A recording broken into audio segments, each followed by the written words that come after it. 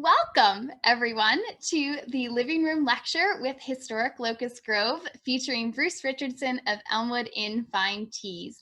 We're so pleased that you're with us today.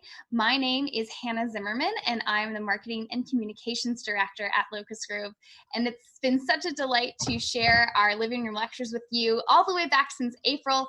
It's amazing that we're still doing them here in December, and they haven't stopped being a great way for us to gather virtually as a Locust Grove community. We do just have a few quick technical announcements.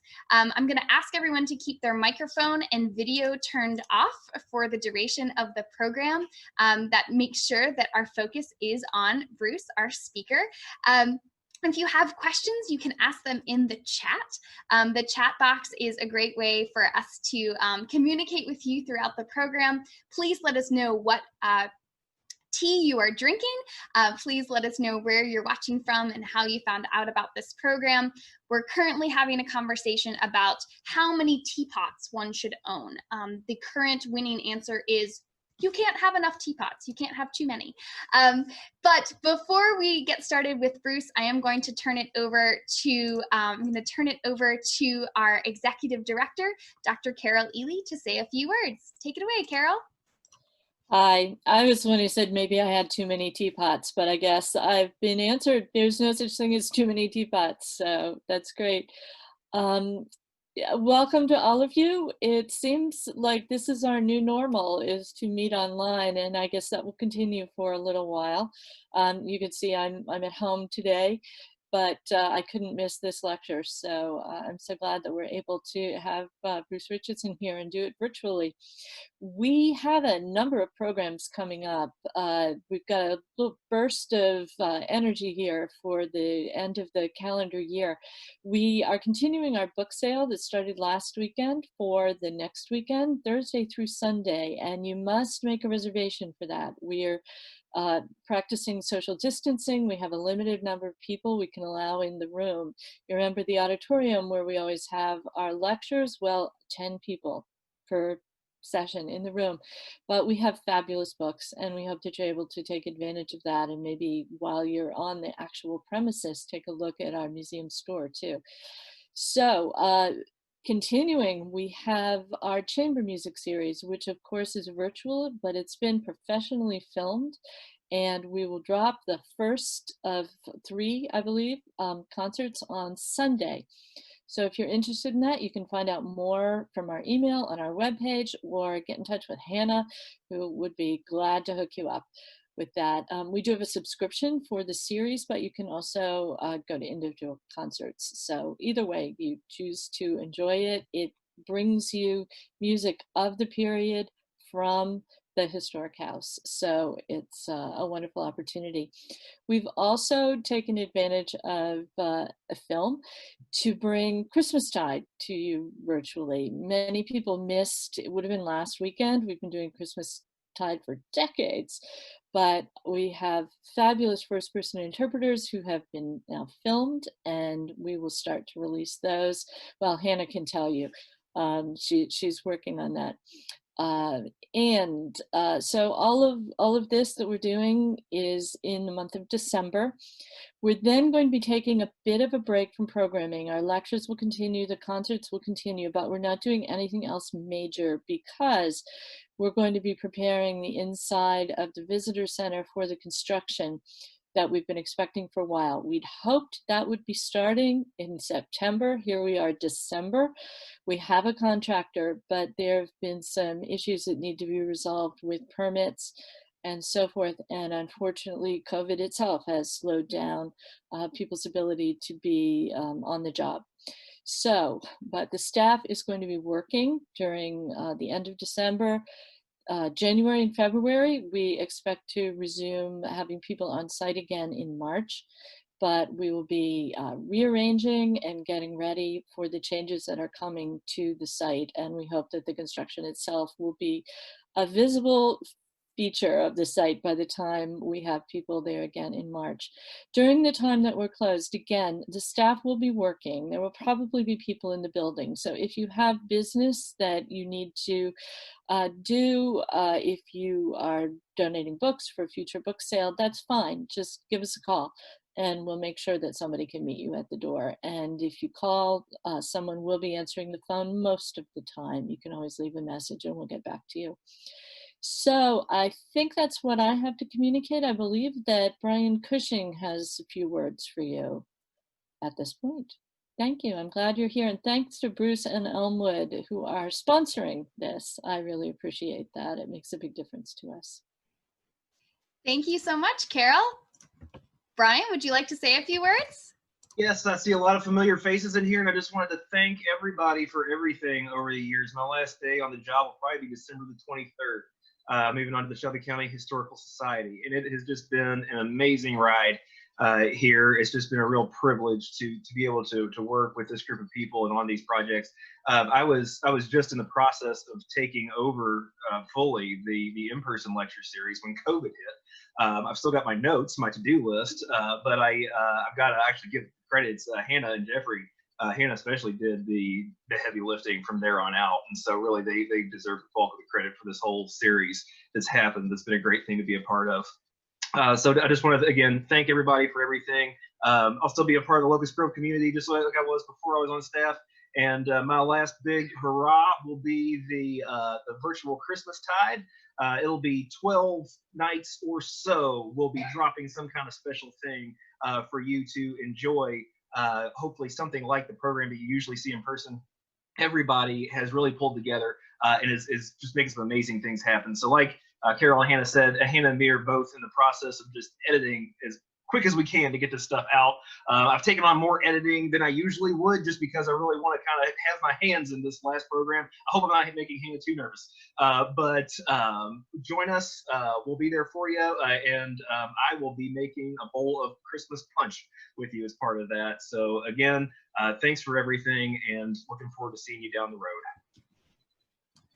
Thank you so much, Brian, for everything that you do, for everything that you've done. And yes, as Carol mentioned, as Brian mentioned, Christmas Tide, virtual Christmas Tide begins on Sunday, December 13th. Also on Sunday, December 13th is our chamber music concert series. I've dropped links to those in the chat, and you can find Virtual Christmas Tide on our social media pages, Facebook, Instagram, and Twitter, and also on our YouTube page and our website. So stay tuned. They will be popping up as surprises somewhere between the hours of 8 a.m. and 8 p.m. The 12 days between December 13th and December 24th. Just a final reminder for everyone to keep their microphones and videos turned off. And without further ado, Bruce, are you ready to be introduced? I am, yes. Bruce Richardson has been called by the Wall Street Journal the Johnny Appleseed of America's tea renaissance. With a background in classical music, Bruce often infuses an artistic spirit into his lectures presented at tea festivals, museums, and universities across the globe. He's the owner and master blender at Elmwood Inn Fine Teas in Danville, Kentucky, where his creative tea blending skills have brought him to the attention of such museums as Boston's Isabella Stewart Gardner Museum, the Georgia O'Keeffe Museum in Santa Fe, and the British Art Collection at Yale. All have commissioned him to design signature tea blends based on artwork found in their collections. Bruce has authored and designed 14 books on tea. His latest book, A Social History of Tea, details tea's influence on British and American commerce and culture over the past 4 centuries.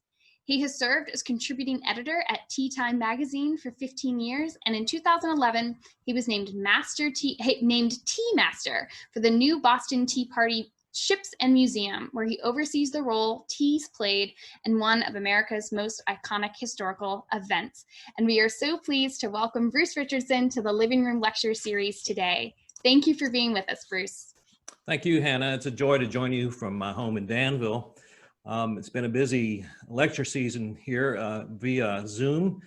Tomorrow we'll be taking part in a PBS fundraiser in New Orleans, and then last week we were in Louisville for the Louisville Women's Club, and then a week before that for Tea Time Magazine, we had 300 people join us for a talk about the tea things of Jane Austen, which are some of the things I'll be talking with you today.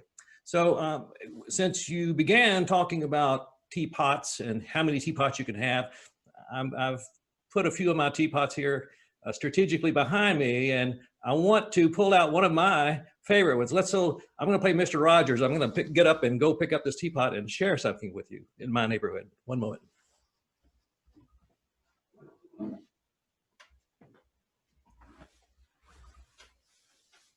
So this is a teapot that I picked up in England several years ago in the Roman city of Chester, which borders with Wales.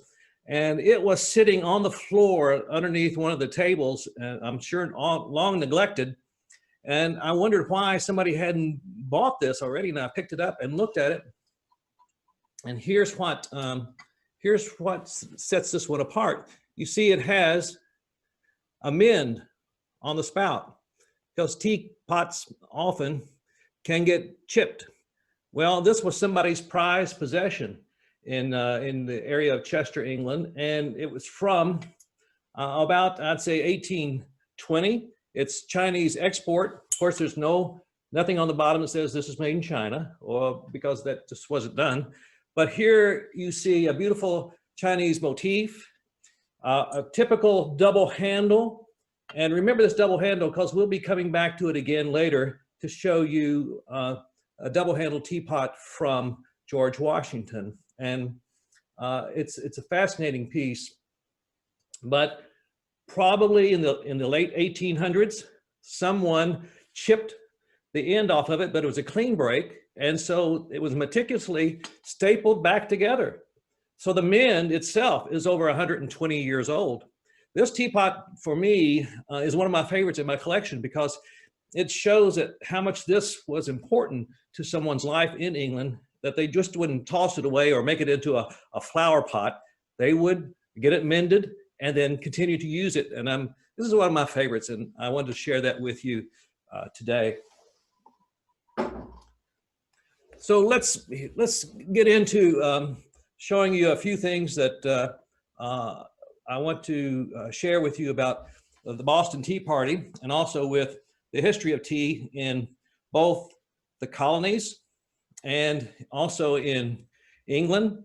And we'll dip into a little bit of Jane Austen along the way, because I'm sure there might be some Janeites out there in the audience. The last lecture I gave at your location was several years ago on the birthday of Jane Austen. So let's look at a few of those things. So let's go into my presentation.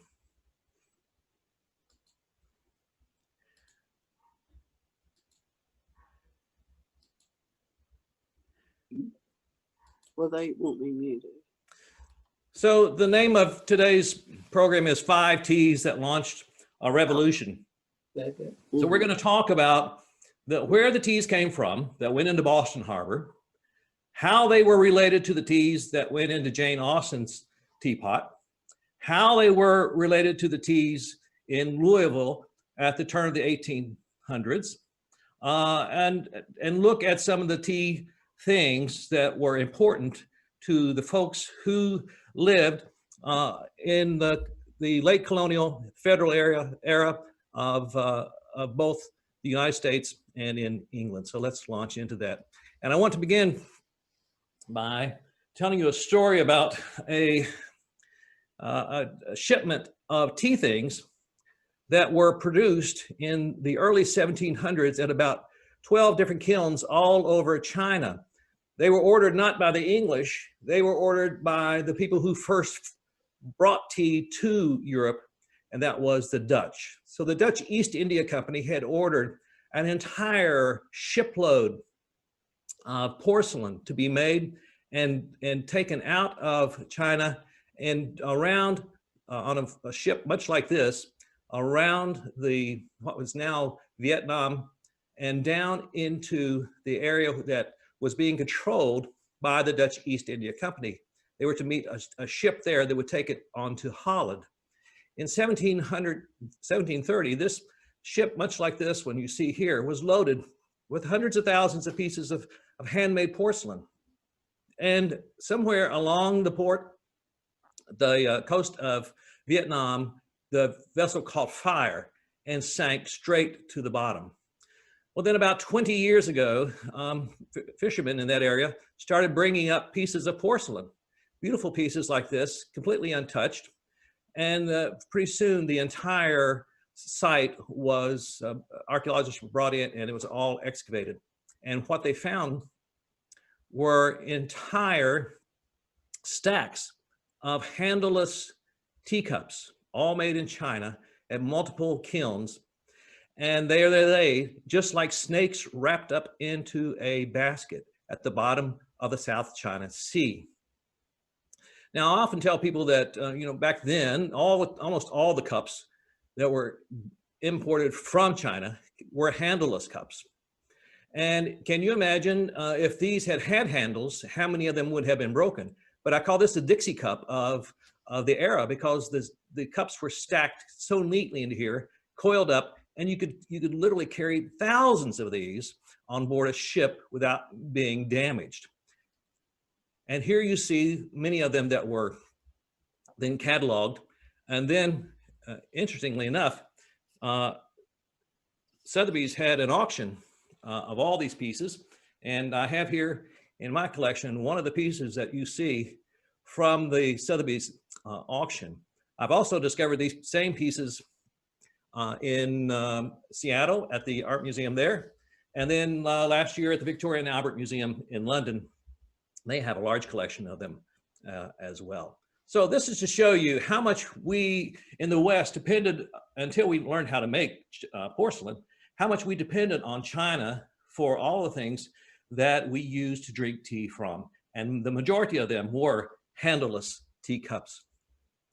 Which brings us back to, where did all this tea come from? And it is as easy as this phrase that we've known from childhood, all the tea in China.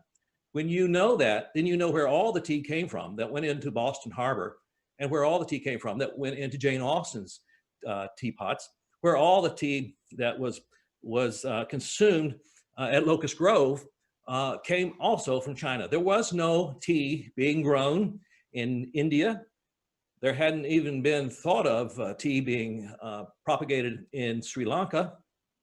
There was no tea in Kenya. There was tea being grown in Japan, but only for use within their society, because Japan was a closed society until the 1850s. So all the tea had to come from China. Here you see the very first advertisement for tea in England, and this was in 1658.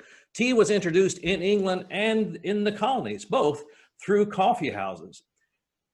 Probably in the 1700s, there may have been as many as 2,000 coffee houses across London. This was a place where men, and men only, gathered to work and to consume tea, coffee, and the third exotic beverage of the day, chocolate. They also were smoking, one of the new things, tobacco that was coming from the colonies. So women were not allowed into these places, but this is where many insurers met, including a group of insurers who met every day to conduct their business at Lloyd's Coffee House in London. And that insurer we know today as Lloyd's of London. So here's the very first advertisement. I want you to remember this date, 1658. So did Queen Elizabeth I drink tea? No, she'd already been dead for over 50 years. Did William Shakespeare drink tea? No, he died again before tea was brought into England. Can you imagine what a great writer he might have been if he had had tea to set the plot of one of his plays? The possibilities are, of course, endless. So let's look now, going on from 1658, let's go to the colonies and see what's happening. 11 years before, in 1647, Peter Stuyvesant arrived at what we know now as Lower Manhattan to become the first governor of the Dutch colony there, which is New Amsterdam. He was a director of the Dutch East India Company. And because the Dutch had already been importing tea for many years before the English, he brought with him teapots, teacups, all the things that were necessary to make tea. So here you have in 1647, tea being consumed in the Americas, which was 11 years before we even had the first advertisement for tea back in England.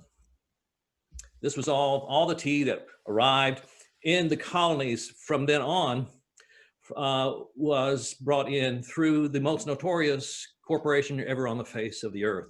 It was the East India Company, and it was the British East India Company. They received their royal charter from Queen Elizabeth in 1600. That charter was basically the opportunity to go on the other side of Africa and to conduct business. They could go and colonize people. They could mount an army. They could produce their own coinage. As long as they paid a dividend back to Parliament. This was a monopoly that went on for over 200 years. And they took great advantage of that. So let's look at how tea was a part of the East India Company. First, we need to think about how tea got from China to Europe. It was always picked in the early spring because the Chinese had been doing that for 1,000 years. You always pick the very best tea in late March and through April. By the middle of May, most of the good tea has already been made. So the tea would have to be brought down from the mountains and on the backs often of coolies like this who would bring the tea down almost a 30 or 40-day journey down the mountain until they finally got to a place like the Pearl River where it was put on board a small ship that would take it down the river to the port of Canton. The port of Canton was the official port of exit for all things going to the British East India Company. Amoy was the port of exit for all the things going to the Dutch. So each one of the countries had their own export cities. And here you see these huge ships that would arrive in the late fall around, and by Christmas, they would be loaded up with all the tea that had been gathered throughout the year and put into large wooden chests, sometimes weighing up to 350 pounds. And the tea then would be taken by ship around the bottom of India, around Africa, and up into the port of London. So it was a long journey. We're talking about early spring here, the tea being harvested. It left around Christmas. And then by the time it got into London, it was already over a year and a half old. There was so much tea coming into the ports of London that the Thames became blocked and they had to go outside of town and build their Docklands. And if you go to England today, you can go to the Docklands and still see the warehouses that are there. When the Olympics were held there a few years ago, the Olympics were just across the river from the Docklands. And this is where all the ships coming in were docked, and then their cargoes were put into storage. Tea was officially sold through the London tea auction. That's the only way that it could be sold. All that tea had to go under the gavel to brokers there in London. And that's why London was such a major tea hub for over 200 years.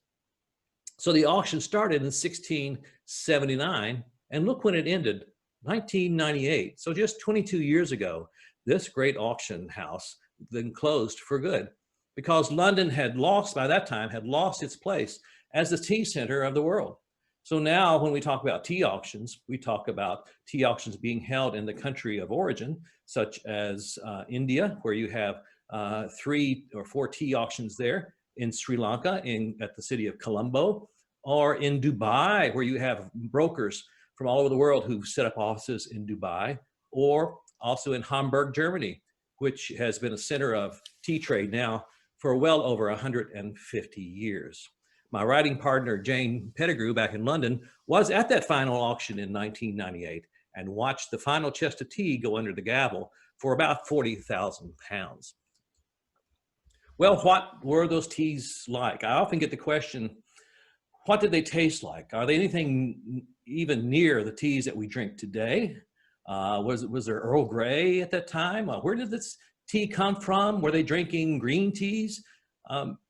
Here are the 5 teas that were tossed overboard in Boston Harbor in 1773. So let's look at those.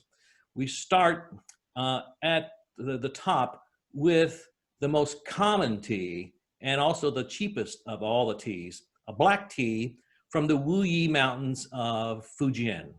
Still today, we get so much of our tea from that great tea growing area.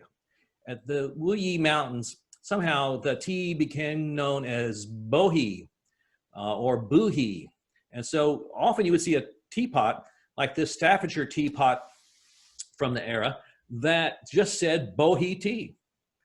Or if you were invited over to have tea with someone at their home, you might get an invitation to say, come and have a cup of bohea with me. This was the black tea. Of the 340 chests of teas tossed into Boston Harbor, 240 chests of them were this cheap bohea tea. Kanggu was a better made black tea. Kanggu comes from the word kung fu, which is a discipline. So it's a very disciplined or well-made tea.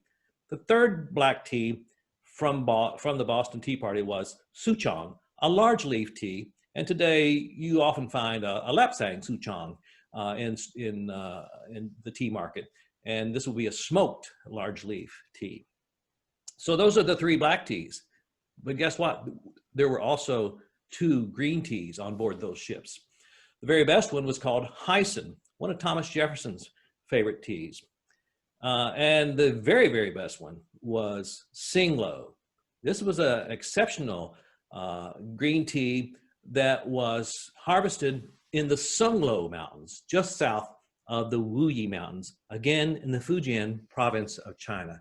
So although we talk much about green teas today, Jane Austen, all the people in Boston, the folks at Locust Grove were as likely to be drinking green tea as they were black tea.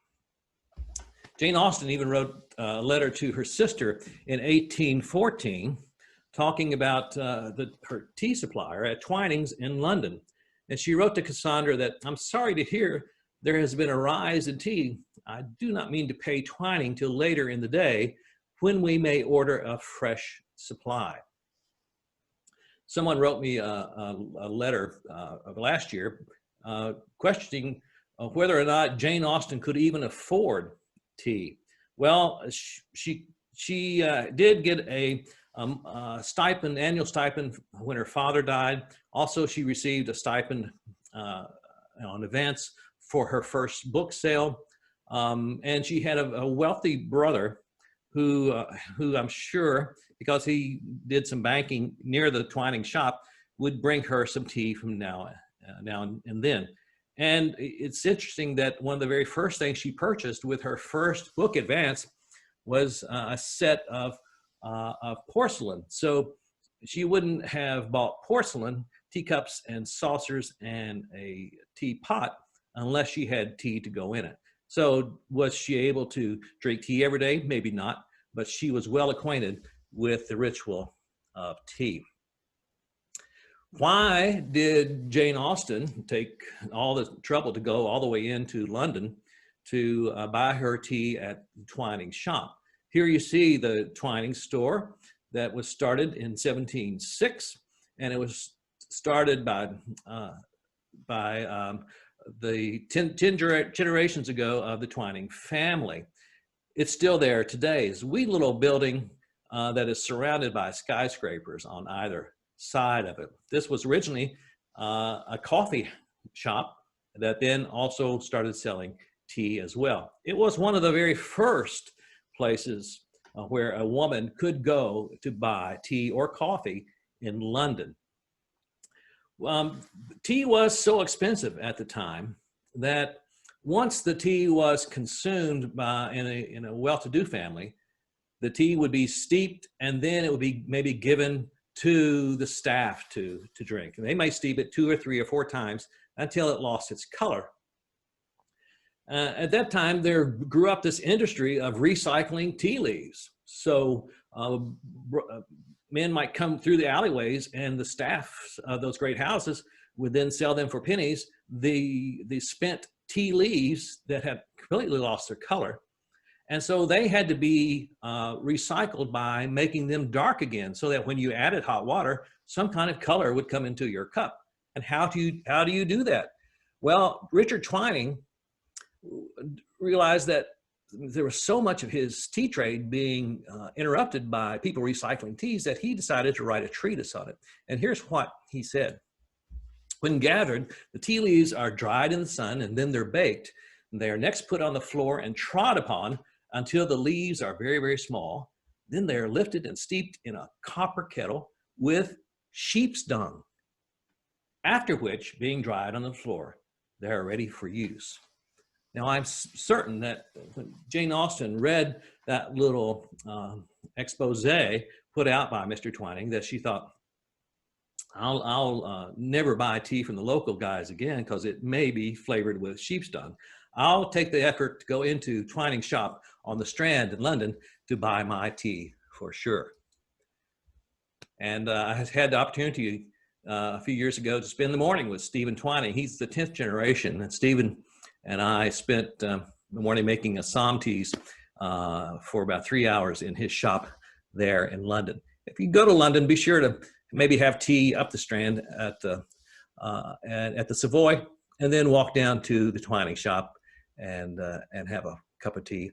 You'll even find my books there for sale. So we're talking about George III's era when we look at the Boston Tea Party, when we look at Locust Grove, when we look at Jane Austen. 1738 to 1820 is the period for that.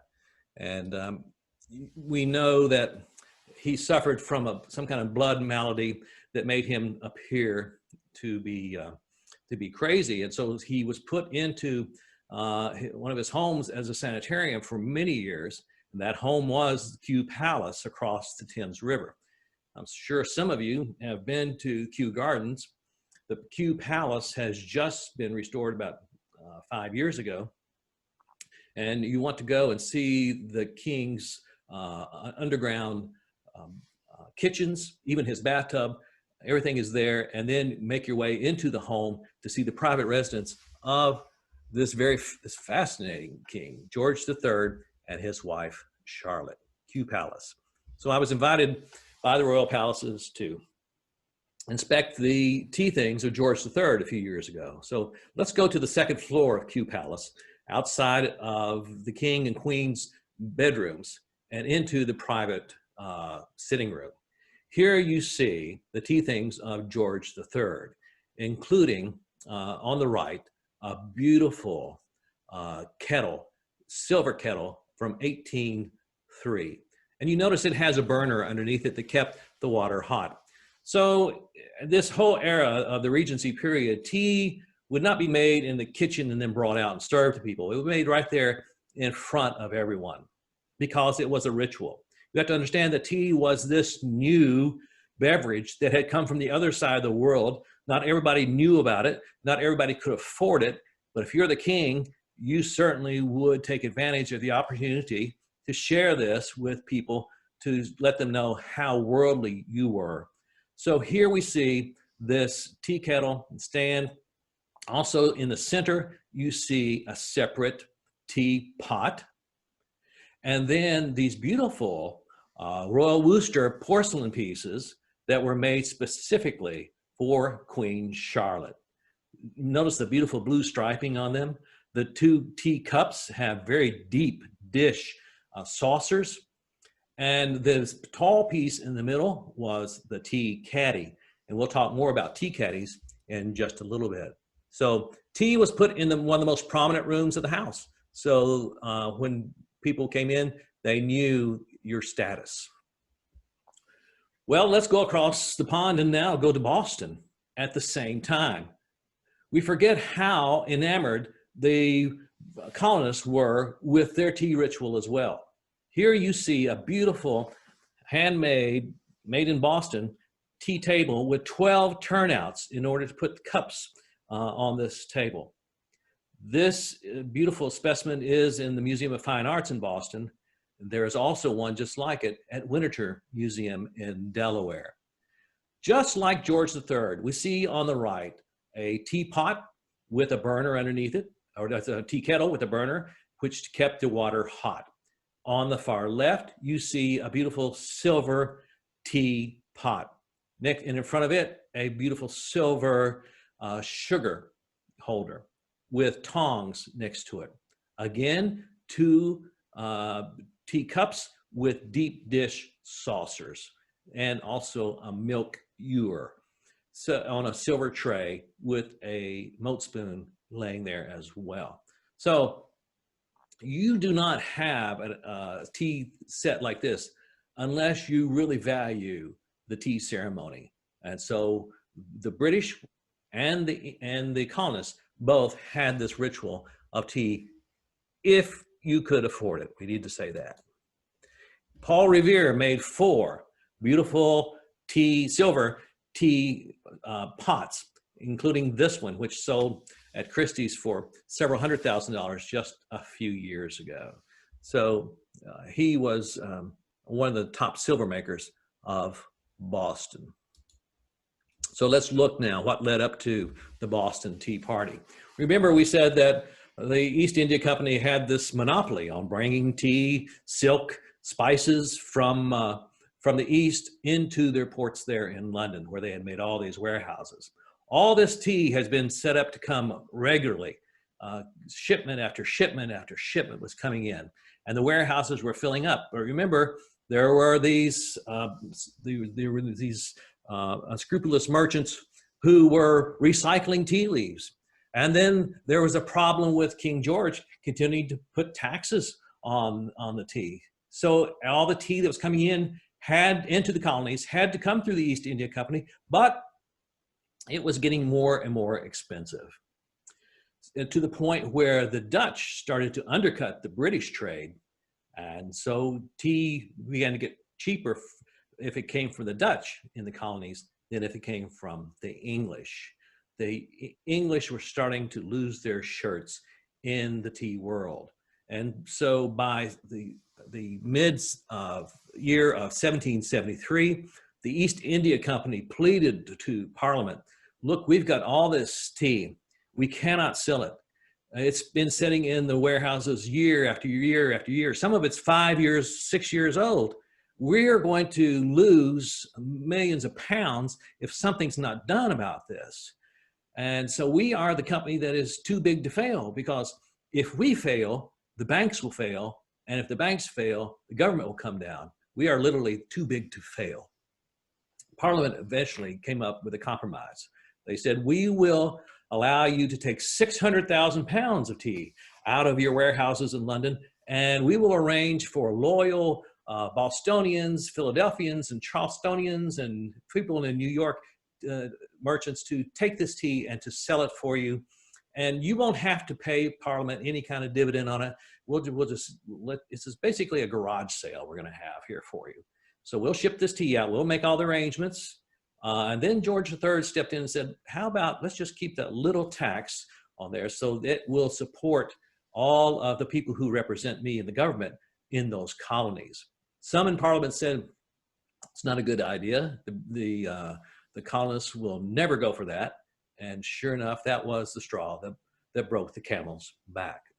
So in September of 1773, 600,000 pounds of Chinese teas were put into 7 different ships heading to the colonies. We had 4 ships bound for Boston because they were the biggest tea drinkers. Philadelphia had 1 ship heading towards it. Charleston had a ship, and New York had a ship. So if you remember this, that when we talk about the Boston Tea Party, we forget that there were 4 different cities that were involved in this ruckus in 1773. And let's look to see what happened, because when the teas all arrived in Boston that fall, none of them ever got into the cups of the colonists. The tea was tossed overboard in Boston. Let me go back one more to One of the ships, the William, ran aground off Cape Cod, but the other 3 ships made their ways into Boston. And by December 16th of 1773, something had to be done with all that tea. And so about 150 of the men disguised themselves, went aboard the ships. No guns were drawn. They only had hatchets and hammers to break open the chest of tea, and all that tea was thrown overboard into Boston Harbor. The Philadelphia-bound ship, the Polly, didn't arrive until Christmas Eve. It was turned around and sent back to London. The Charleston received their tea on the ship to London a little bit later, and that tea again was put into the warehouse basement in Charleston, and it pretty much molded and was destroyed. The New York bound ship didn't arrive until the spring of the next year because it got blown off course. But when it arrived, it was immediately turned around and sent back. So none of the tea, the 600,000 pounds of tea, none of it had gotten into any of the cups of the colonists. Jane Austen was born in 1775. The Boston Tea Party took place in 1773, December 16th. Jane was born exactly 2 years later, December 16th, 1775, and lived until 1817. Last summer, I was invited to go to Chawton House, which is the Jane Austen library, and this was her brother's home, her wealthy brother's home, and Jane had a house in the same community that you can go and see today. So if you do go into England, you want a nice day trip, take a trip south into Surrey and visit the Chawton House and the Jane Austen Library. So I had opportunity to make tea for the library director in the Elizabethan kitchen that is in this wonderful old house. Jane Austen had the opportunity in many of her books to bring tea into the setting. And so I'll just share with you a few of the times that Jane Austen talks about the tea things. And here we find in Mansfield Park, the next opening of the door brought something more welcome. It was the tea things. Susan and an attendant girl brought in everything necessary for the meal. So it was up to either one of the attendants or the oldest daughter of the house to bring in the tea things into the setting for those who were visiting. So this was all necessary for the tea meal, as mentioned in Mansfield Park. So let's talk about some of the tea things that you find in the Watsons. Here you find Tom Musgrove visits the Watsons, and before going home to an 8 o'clock dinner, is surprised to be shown into the best parlor, where he beheld a circle of smart people arranged with all the honors of visiting around the fire, and Miss Watson seated at the best Penbroke table with the best tea things before her. When you talk about tea things, you have to start with what holds all these tea things. So the most important thing might be the piece of furniture like this Penbroke table. Penbroke tables would have wings that would fold down, and then they could be placed up against the wall. So they would be out of the way for the day, or especially for the night.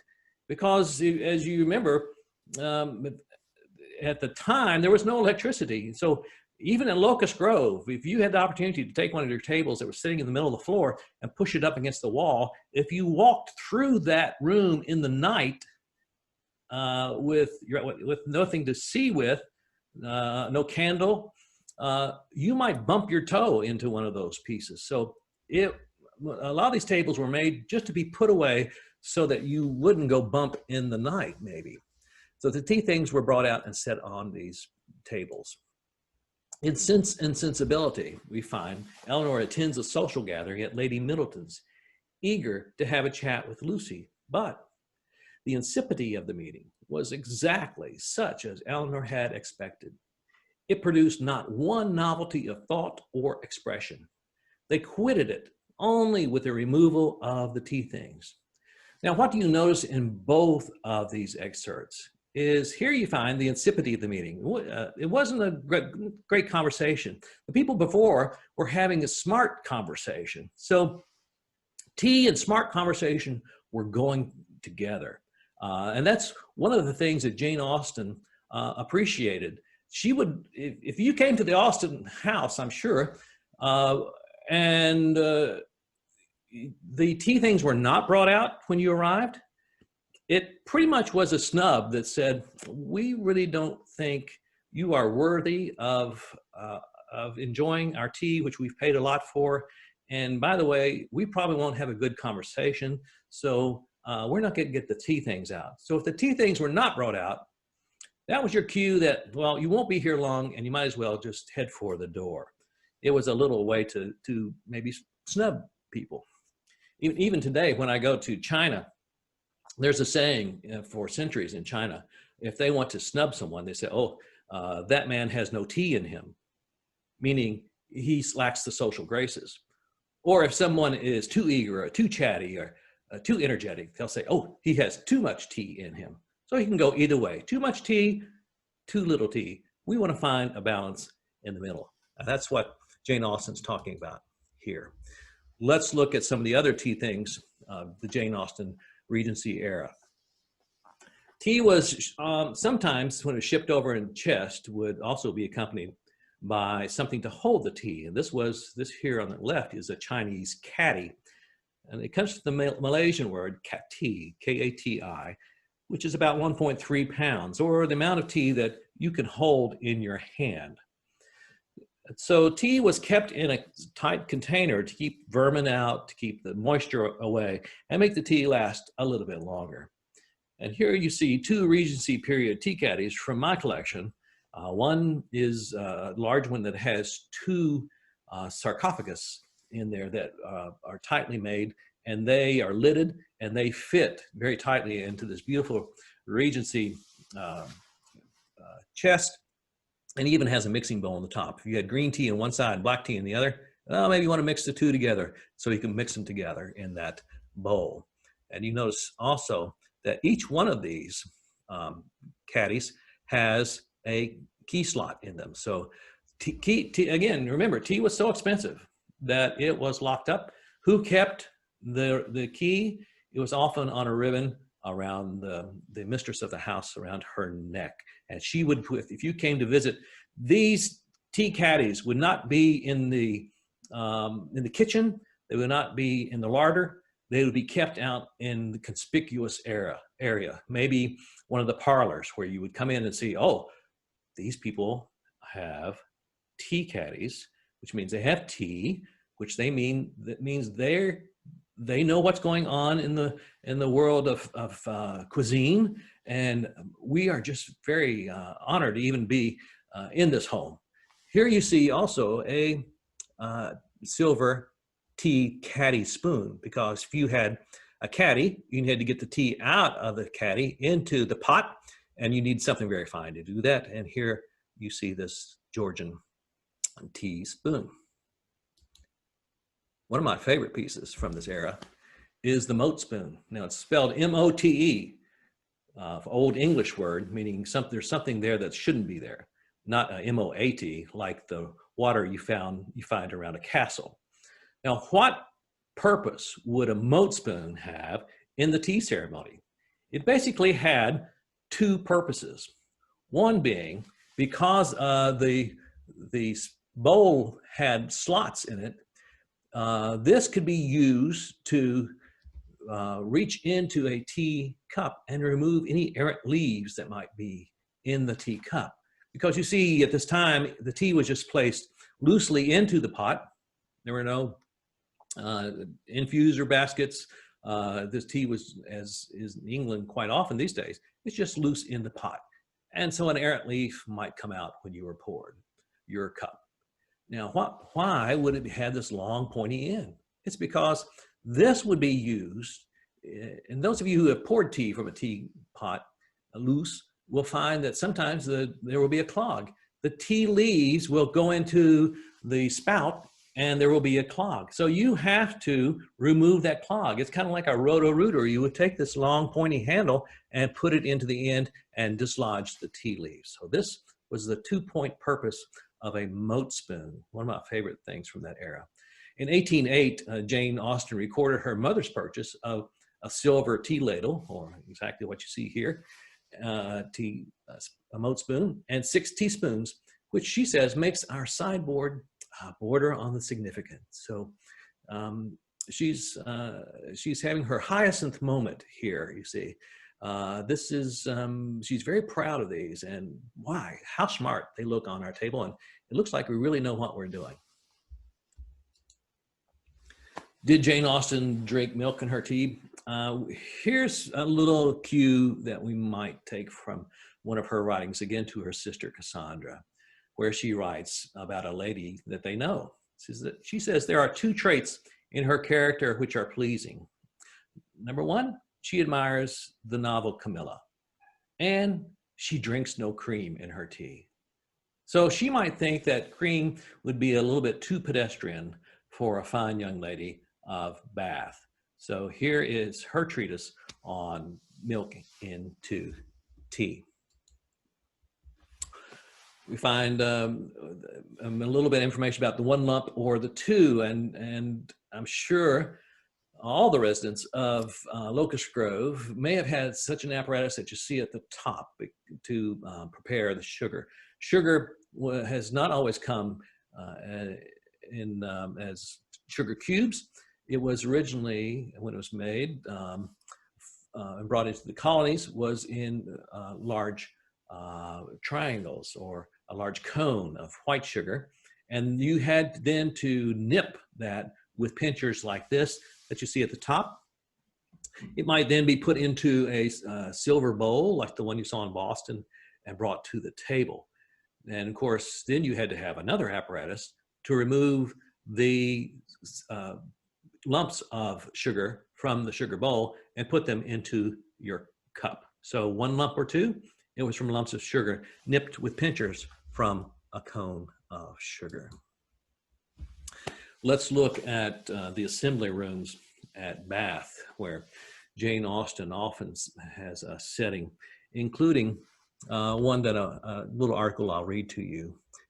Here you see, and some of you I'm sure have been to Bath and you've been into the assembly rooms. It's a fascinating place to see even today. This one, maybe you would have dancing at 7 o'clock in the evening, and then after an hour of dancing, in the ballroom here on the left, you made your way over into the tea room for refreshments. Now, the tea room, the setting for the refreshments would often look like this. We'd have an urn set up dispensing tea, and it was almost like a buffet style for this large group. So someone, if you sat at the tables here in the tea room, then it would be up to the gentleman at the table to go to fetch your cups of tea and your refreshments during the intermission after the dance. And here you have a setting from Northanger Abbey, which sets up a very uncomfortable occasion when we find that Catherine Morland is there with Mrs. Allen as her hostess and chaperone. Mr. Allen brings them there with her, but he has disappeared. So at the intermission time, they've moved into the tea room for refreshments, and Mr. Allen is not there. So here you have Catherine Morland and Mrs. Allen entering the room, and they don't know anybody there. They don't have a man with them, and they are in a conundrum, what to do. They'd finally found a couple of chairs at a table that is taken up by lots of other people. But again, they don't know who these people are, and so they feel very awkward. And we've all, I'm sure, been in situations like that. So Jane Austen points a very sad scenario around this tea scene, where she says, everybody was shortly in motion for tea, and they must squeeze out like the rest. When at last they arrived in the tea room, she felt yet more awkwardness of having no party to join, no acquaintance to claim, no gentleman to assist them. They were obliged to sit down at the end of the table at which a large party were already placed, without having anything to do or anybody to speak to except each other. It's an awkward situation indeed. So Catherine yearns to escape. She says, had we better get away as it is? Here are no tea things for us, you see. Well, eventually, they strike up with a conversation with a gentleman at a neighboring table who takes pity on them, and realizing their dilemma, he brings them tea. The night is saved.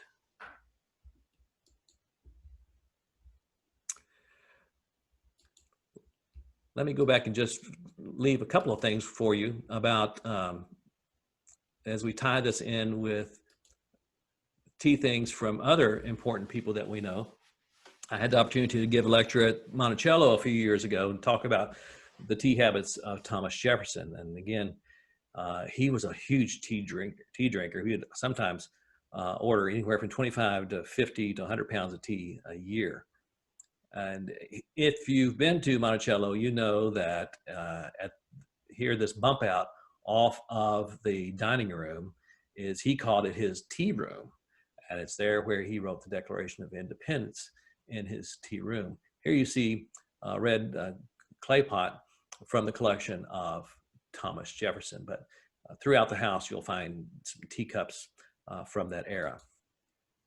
And let's look at the tea things of George Washington. Now, this is one of my favorites because it's Washington's bachelor tea service, 1755. Now, if you were, let's think about how Jane Austen felt about men and in the social circles having good manners and good etiquette, and you were often judged by your tea manners. Washington, even 50 years before, realized that, and so he sent off to China to order his tea service when he was yet a bachelor. So if a prospective bride might come his way, he could show her, well, yes, I know the etiquette of tea. The tea ritual is part of my everyday happening. So here is Jefferson's, or George Washington's, bachelor's tea service at Mount Vernon. Again, you see a beautiful teapot, and look at his 2 teacups, handleless, and with beautiful deep saucers. Now, here is his Order of Cincinnati tea things, also from Mount Vernon. If you don't know about the Order of Cincinnati and George Washington, that's a fascinating story. I won't go into it today, but look it up. And if you ever visit Winterthur Museum, they have a large portion of Washington's collection of his tea things and porcelain from the Order of Cincinnati there in their collection. Pay attention to this beautiful little emblem that you see here. And you see this, again, like a double handle on the teapot, which is a drum shaped, and a long spout here. And again, a tea cup with no saucer. Here is, it's not original, I found out today. In your collection, you have an Order of Cincinnati tea cup and saucer, I believe in the Rose Room. And you see the same the Cincinnati emblem here that's on that cup and saucer. Here are a couple of other things from your collection. You have a tea caddy, and also with see the key is still in it, and also a caddy spoon sitting there atop it. Here is a lovely drum teapot, Chinese export, circa 1800, I'd say. And the thing about it is it has a double handle, just like George Washington's. It's the same shape, the top little finial here. And again, this drum shape. And that was probably from late 1700s until 1825. You had thousands of these being made for export. Again, they all were coming from China. So those are just a few of your things there to look for next time you go on a tour at Locust Grove. Now, let's finish up with a few other tea things from across Kentucky, including here close by in Lexington in 1806.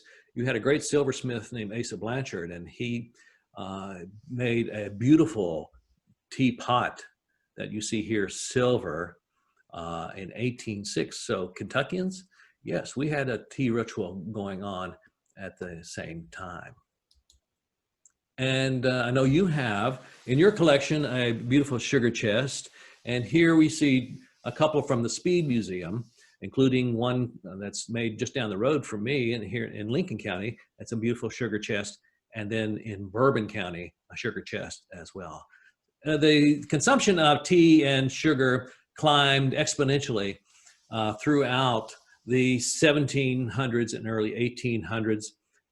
As people drank more tea, they also consumed more sugar, and both of them were hard to find here in the frontier, and they would be kept under lock and key, as you see here. So that ends my talk on the tea things of George Washington, Thomas Jefferson, Jane Austen, Locust Grove. So this will give you an idea of two things. One, where did the tea come from? Of course, it came all from China. And the other thing to remember is that we in the colonies should be proud of the fact that we were as enamored by tea as our cousins were back in the old country. So even today, the tea world has almost upended with the beautiful teas that we are consuming here in America today.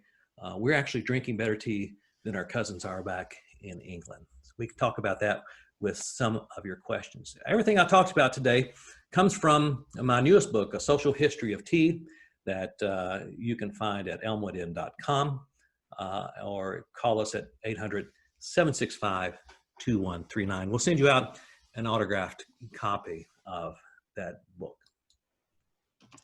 Brings us now to Q&A time. So if you have some questions, I hope you've put them into the chat, and let's see what you're thinking about today. Thank you so much, Bruce. That was wonderful. I also, you picked one of my favorite scenes from Sense and Sensibility. So yeah, that was delightful. We do have a couple questions, and feel free to leave more in the chat, everyone. But we have a question about the role of deep saucers. Were they used to sip tea from, or was tea poured into the deep saucers to cool it, or how were they used? Well, I brought one out of my collection today. Oh, wow. And just like Queen Charlotte, this one came from the Royal Rooster Factory, and it's one of my favorites. Let's take a look at this saucer. Do you see what the handle is? Can you tell? Is it a butterfly? It's a butterfly. I love that. Yes. And it's just gorgeous that you can think you can take that butterfly by the handle and drink tea, but look at the saucer. Mm-hmm. It's a deep dish. Often when you're invited to tea at this time, they might say, come over for a dish of tea. But there was so the question becomes, well, did they drink from the dish or did they drink from the cup? It was, let me just say, in the Austen family, this is a faux pas. Okay. It would never happen. And there was this very brief period during the Victorian age where you may have had someone who thought their tea was too hot. They poured it into their dish and let it cool and then drink it that way. But you would, in formal society, that would never happen. Okay. Never happen. Okay, good to know. Keep your tea in your teacup or your mug and not your saucer, everyone. We had a question at the beginning of our program. Everyone was telling us what they were eating with their tea. We had some scones, we had some cookies. And so we have a question, what were they eating with tea in the 18th and early 19th centuries? So this is historically, they were not eating scones with clotted cream and strawberry preserves. If you were invited over to the Austen home, you would be given some toast, or you may be given a piece of cake. There were no three-tiered stands. That would not come until many years later. The words high tea never came out of Jane Austen's mouth. So if you want to have a historically correct Jane Austen era tea, do not call it high tea.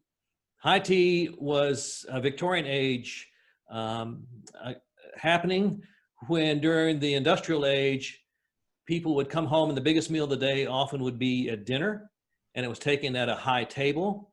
and it would be accompanied by tea, but it was meats and cheeses and breads, heavy meal, accompanied by a pot of tea at a high table. It was called high tea.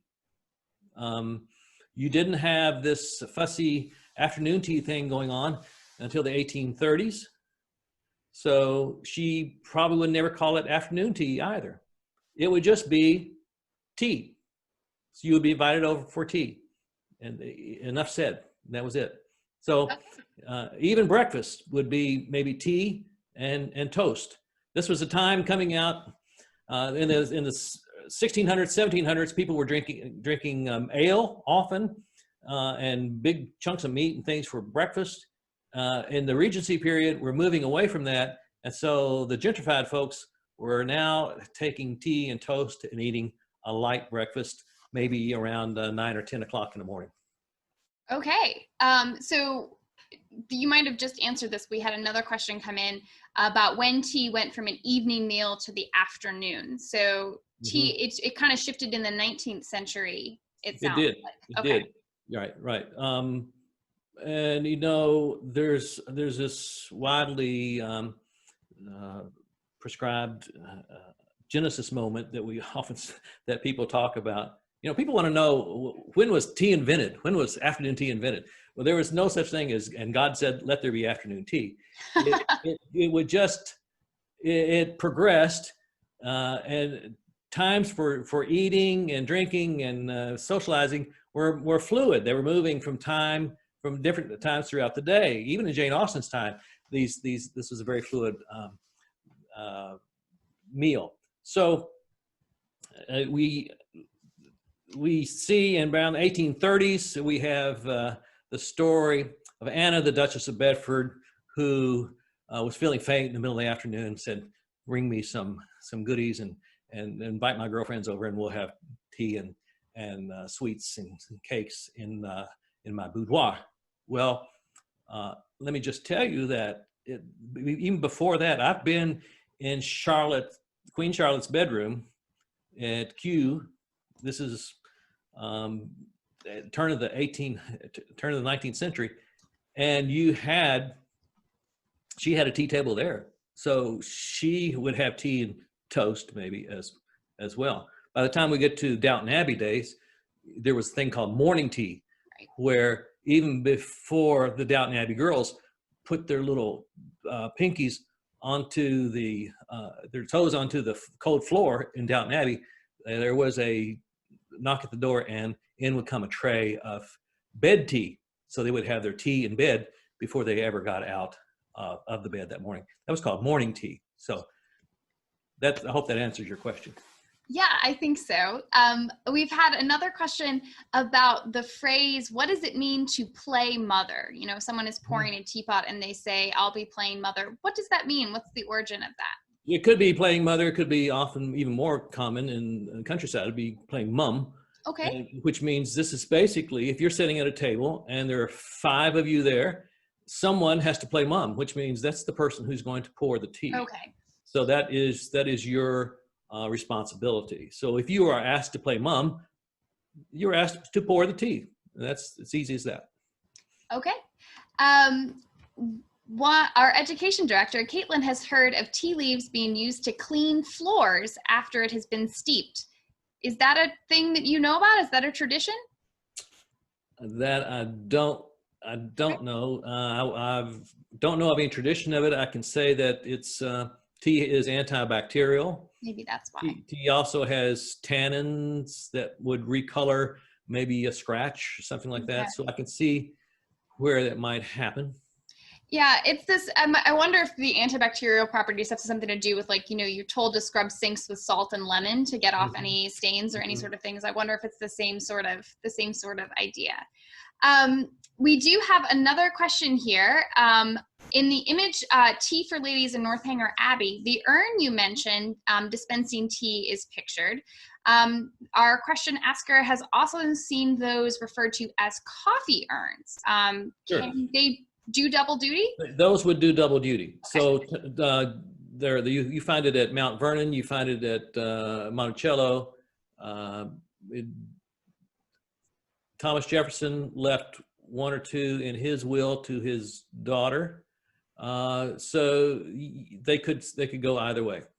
Okay, that's good to know. We have a copper coffee pot, much like the tongue twister, in our collection. So it's good to know that could also be used for tea. Yvonne would like to know that she once purchased a brick of tea at Fort Boonesborough. It was black and hard pressed. Yes. Why would tea be sold in bricks? Good question, and I love to talk about tea bricks because I'm a myth breaker. I like to bring out the truth of history, and tea bricks are one of the great myths that are in history.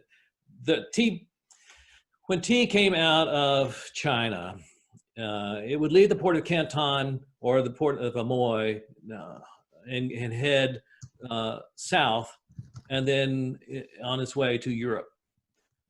Tea bricks, tea cakes, compressed tea, dark teas would head north out of China across the Mongolian steppes into either Russia, or they would cross the Silk Road into Uzbekistan in that direction. These tea cakes were primarily black teas that were compressed into logs or cylinders, sometimes as long as a bazooka, and put on the back of a camel or a horse to take that long travel by road. If that tea got wet, it could not be hurt. If the horse stumbled in the river and the tea bricks fell into the water, that's okay. You can't hurt it. So that's why that tea was formed into those bricks. And all the loose tea, the good loose tea, more expensive tea, was coming out of the South and going into Europe. I was in Boston. I'm in Boston quite often, but I was in the State House in Boston once, and they had in their gift shop a stack of tea bricks, and next to it, it said this was the tea that was tossed overboard in Boston Harbor. And I had to write them a letter to say, no, I'm sorry. You live in Boston, you should know that all that tea was loose tea that came overboard. Can you imagine well, let's look here. Here is a tea caddy. A brick of tea would have to be broken up. Can you imagine Jane Austen taking a brick of tea, breaking it up, and putting it into these fine little holders that contain that were for loose tea? No, that tea, very little of it came into Europe. All of it went into places like Mongolia or Russia. Okay, well, thank you for clearing that up. We also wanted to know, I lost my next question. Oh, here it is.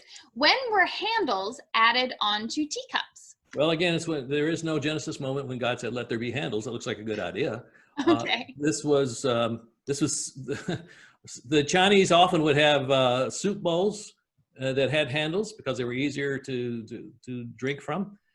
Sometimes they had handles, two handles.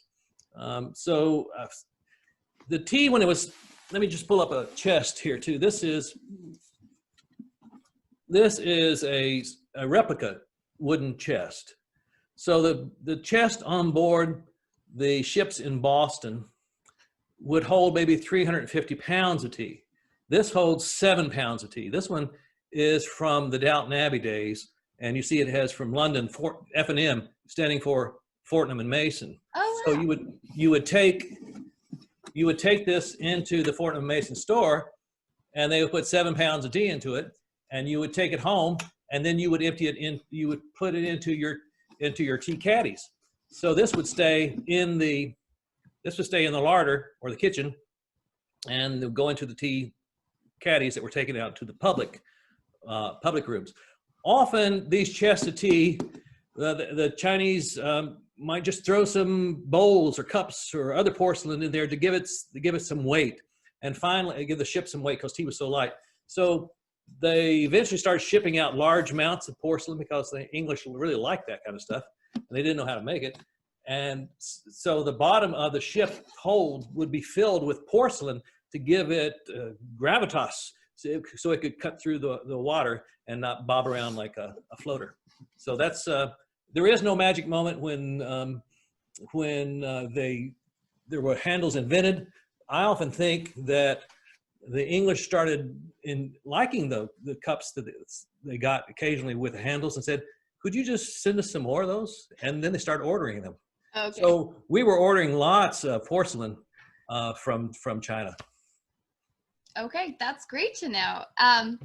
Was the British tea ritual inspired by Chinese practice, or was it an independent development? Well, I wrote an article not too long ago on the Eastern mind and the Western mind when it comes to the tea ritual. So in the Western mind, we're drinking out of large teapots, large teacups.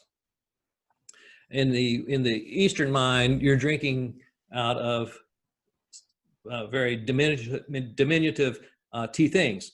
You're drinking cooler temperatures. You're drinking multiple infusions, and you're letting the tea take you on a little journey as it tells you something as you drink and think about its sense of place. And that's the big difference between East and West.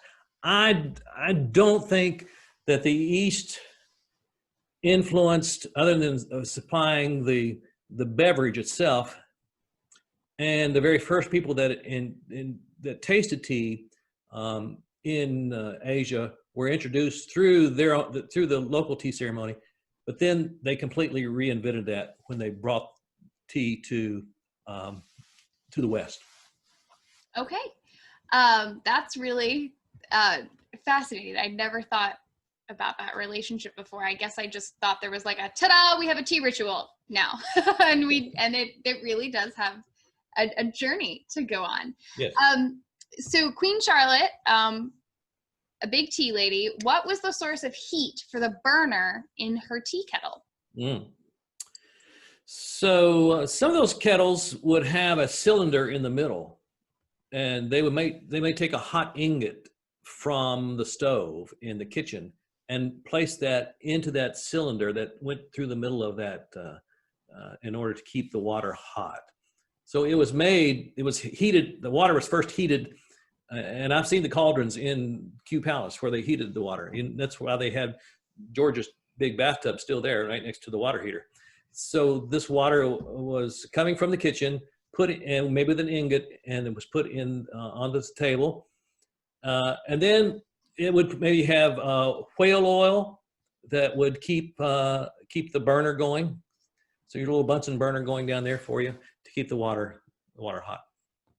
Okay, I love that. I always love finding, before electricity, are all the different ways that people ingeniously tried to warm their houses, warm their tea kettles, Well, exactly. Yeah, and it's always a practical thing, like, oh, we'll just have a cylinder in the middle and we'll put something hot in there. It's talking about Charlotte too. Charlotte, North Carolina was named after Queen Charlotte, and but she came from Mecklenburg in Germany, and the county around Charlotte, North Carolina, is Mecklenburg County. And so this was when we had great respect for the monarchy, and when the colonists heard that they were going to, the George was going to get a new bride, bringing her over from Mecklenburg, Germany. Her name was Charlotte, and the good folks in North Carolina said, let's name our city after her. Let's call her Charlotte. So that's how that came about. Is Charlottesville, Virginia also named for Queen Charlotte? That I don't know. Okay, I'll have to look that up. How did Earl Grey, the person, become associated with tea? Just lucky? Well, there are several fables about that as well. So let me just kind of give you a general overview of that. There was a Earl Grey, and he did serve in Parliament. And we're talking about Twining's shop there on the Strand. You could go in, and if you were a regular customer, you could design your own blend. I'd say, I want some of that smoky tea, and put it into that very fine tea from from bohea, and maybe put in a little green tea along with it. They make their own blend. So it wasn't unusual for people to have their own house blend that the merchants would create for them. What is the major note of Earl Grey is oil of bergamot, which is the essence of the squeezing of a small citrus fruit that grows in the region of Italy. And it's very potent. So somehow this oil of bergamot got placed onto this tea, and it was then named for, maybe he asked for it. We really don't know. Two of the purveyors in London take credit for Earl Grey. We may never know who actually first made it. Okay. But I will say it's the most consumed flavored tea in the world. I would imagine so. I have many, when I went to make my tea today, I had many brands of Earl Grey in my cabinet. We have one final question.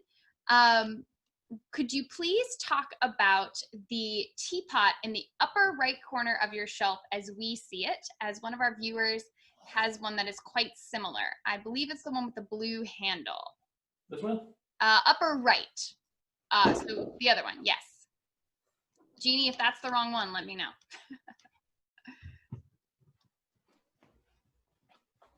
So, well, no, sorry. The one with the blue handle in the middle shelf. I'm so sorry. We can only see part of your shelf. Just in the middle. Yes, right there. Okay. We got there. Thank you. Thanks for your patience. Well, I see somebody else has answered the question about Charlottesville. It was named after Queen Charlotte. Good to know. Makes sense. All right, this. So this is this is Crystal Hall. So it is an English. It is an English pot. I can't remember the provenance for this because on all my trips to England, I also often bring back teapots. This is. It's quite, I call this a frou-frou teapot. You see how pretty, yeah. Lots of stuff going on there. So this is, I would say this is late 1800s. It just has a lot of decoration going on it. So that's typical of that time. Well, thank you so much, Bruce, for sharing your teapots with us, for sharing your amazing stories about the history and connections of tea with Britain and the United States. It's been just wonderful to have you with us in our virtual space today. Well, thank you. It's fun to come into my home and actually be able to pick out things off my shelves and share that with people. So you're getting an inside view of the Richardson tea ritual. We love it. The Richardson ritual, we hope to be able to bring it to Locust Grove sometime in 2021 because we love having tea parties. We love sharing our goodies with everyone, and we hope that we'll be able to do that shortly. Thank you so much to Elmwood Inn Fine Teas and John and Jeannie Vizo for sponsoring this program. We're also, just a reminder to sign up for our email list. You can do that at the bottom of our webpage. You can find Elmwood Inn and Locust Grove online. The Locust Grove Museum store is having a sale, 35% off on all food items, and that includes Elmwood Inn Fine Teas. And if you want more information about our chamber music concert series, that is on our website, or you can email me at marketing@locustgrove.org. We just wish everyone a very happy end of the year, happy new year, and we will see you in January of 2021 for our next lecture virtually. And if you have any questions, you can always get in touch with a staff person. Thank you so much, Bruce. Thank you so much, everyone else, and we'll see you soon, but feel free.